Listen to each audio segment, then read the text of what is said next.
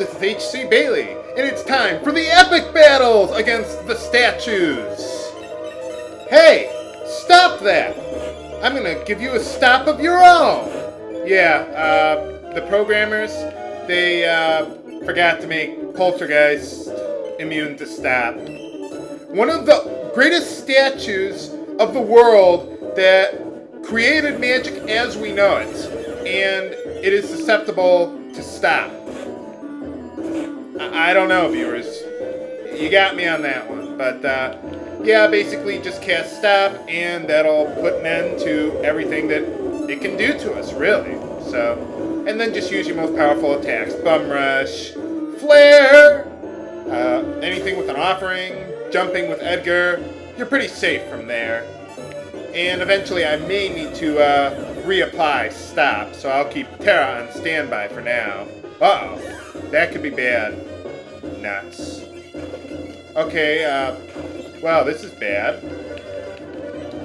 And, yeah, good thing we got, oh, I don't have flame shields. Crap! Get in the air, Edgar! Get in the air! And, oh, maybe I should have just cast Normal Life on Locke because he has the Valiant Knife. Oh, well. And maybe I should have, like, equipped flame shields or something useful. Okay, this did not go as I had planned. Nuts! I attacked with Terra instead of reapplying stop. Well, maybe one more Bum Rush will take care of this one. Yes! Got it. Well, I wasn't quite as invincible as I thought I would be for this one. Well, there you are, viewers. But yeah, basically just cast stop on Poltergeist, and we're pretty well set for the boss fight. And we win the Aura Lance, the ultimate weapon in the game for Edgar. Technically, as far as damage output goes, the Pearl Lance probably deals more because it'll randomly cast Pearl, but the Aura Lance has more battle power and isn't elemental, so you're probably better off with that for certain bosses that, well, are immune to Pearl, obviously. So that's everything that we can do with party number 3, so let's switch back to party number 1, I guess. Alright, we're back to party number 1 here. I stripped party number 3 of all of their equipment and gave it to this party because we're done with party number 3. Of course, I gave the offering back to Setzer. I gave a red cap to Setzer and the other one to Strago there. And now it is time for us to meet our doom! This boss is weak to Pearl elemental stuff, so let's use Level Question Pearl there. And I even gave Realm the Alexander Esper. Crap. Well, that didn't help very much. Why can I control Shadow there if he's frozen? Well, anyway, we gotta rock out for justice with the Alexander Esper. Where have I seen something like that before? Was that Chrono Trigger had something like that? Oh yeah, that's right. Lavos had an attack that was kind of like that, I guess. But anyway, to free someone from being frozen, you cast fire on them. Just a weak fire spell, though. We don't want to do too much. And we also don't want to deal too much damage to Doom here, because, well, he's going to... Oh, well, I guess now he's going to anyway. But if he hasn't done that yet, you might want to wait for him to do that, so that way he can use a particular lore I want to learn from him for Strago there. Force Field, there we go. Now we can go all out. Now that I think about it, I don't know, is Pearl subject to Reflect? The Pearl spell, that is. I forget, because I know this guy has auto-reflect. I don't want to cast Flare on him, that would be bad. But, no, I'll just have Realm stand by just in case. I don't even know Pearl elemental stuff anyway. Besides Level Question Pearl and the Alexander Esper, other than that. I wonder if there's a Pearl elemental weapon I could have thrown with Shadow there. I don't care. We got him. Yes! Pretty easy boss there. Just go all out with whatever you got. I suppose I could have cast Slow on him, but I don't care. Oh, and I could have cast Big Guard if it was taking me a while to learn Force Field there, but yes, we got him, and we've got every lore in the game now. Might want to just take a quick look at that, I suppose. Ha! Nice little pose there, Setzer. Let's see what we got here. Yeah, every lore in the game. We're all set and ready to go. Let's just climb through this pipe here then, and move on to the final party, number 2. Alright, one more statue to go. I gave, Mog the Aura Lance, and, I gave Celis the Illumina sword that Terra had there. This one's immune to Pearl, or maybe it absorbs it, but whatever, don't use Pearl on it.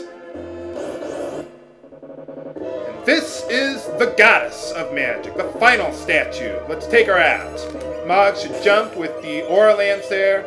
Gaw should use the Prussian Rage. Yeah, I don't think I need Celis to do anything particularly useful, like, I don't know. I suppose you could cast the, Life 3, but this one won't be a challenge at all. Obviously, this is why I have the Thunder Shield on everyone, because she has a lot of Thunder magic, so we want to be ready for that. Cyan, charge up for Quadra Slice, and just keep Mog jumping for joy. And use Flare on her crotch. That's just great, Celis. Just can't get enough of this music. What is that she's standing on anyway? It kind of looks like a face or something there. It's weird.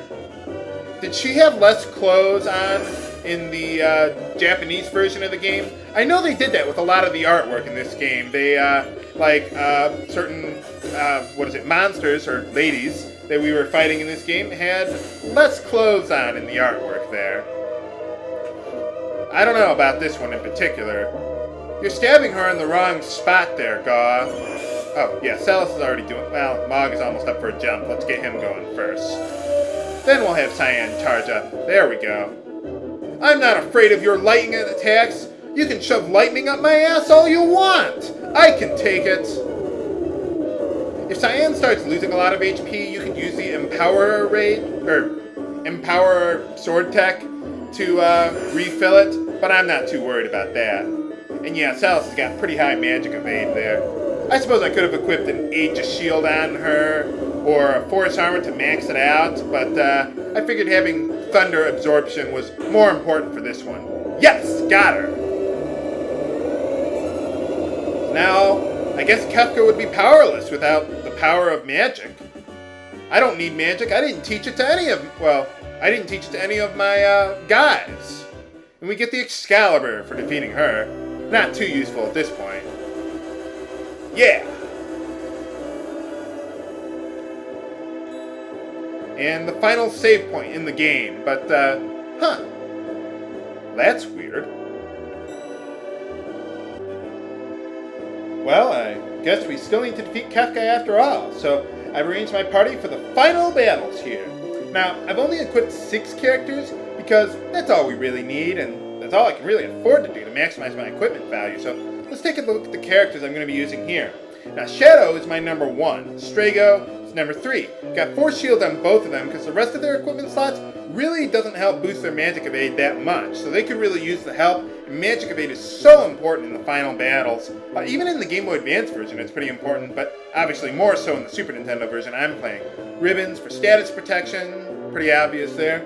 Now Strago, his purpose is to be the toolkit mage. He's got like Big Guard, I think I learned Haste 2 for him, and he's also got Grand Train for multi-targeting. Shadow, you could sub him out for Sabin, but I like Shadow a little better because he has more targetability. Whereas Sabin, yeah, he can deal more damage with the Bum Rush, but he might target a different part that I don't want him to target as early as I could with Shadow there. So that's why I like Shadow a little better. I've also got Strago with Bahamut too because he has the magic stat to really take advantage of that. Now in this party, the only one I'm using is Celis. She'll be my number 6, my final backup party member.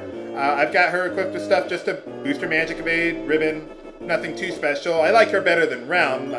Runic, I suppose, could be useful, but anyway. In Locke's party, I'm using the most party members from here. Terra is going to be number 2, Edgar's number 4, Locke is number 5. Now Terra, I've got her equipped to maximize her magic evade, so she'll be nearly invulnerable with the ribbon also. Gembox will work really well with her morph command, so she's a house. Edgar, you could swap out with Mog, and they both have their own advantages as a Dragoon setup. I like the Aura Lance because a couple parts are immune to Pearl there. even though the Pearl Lance overall, on average, could probably deal more damage. But Edgar, I like using him because of the air anchor, which is pretty useful in the final battles.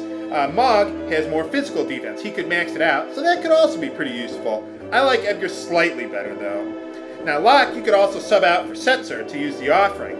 I like Locke a little better because the Valiant Knife could deal more damage, and he'll be useful more so later on, which is why I've got him in the number 5 slot there. As far as Espers go, I've got Locke with the Golem Esper because he has the HP with the red cap to use it, and Edgar I've got with the Fenrir Esper. So why didn't destroying the statues destroy all magic? Has Kefka become a god? Can we defeat him and save the world? Find out in the exciting finale next time on Let's Play Final Fantasy VI! This is HC Bailey, signing off. Have a good day.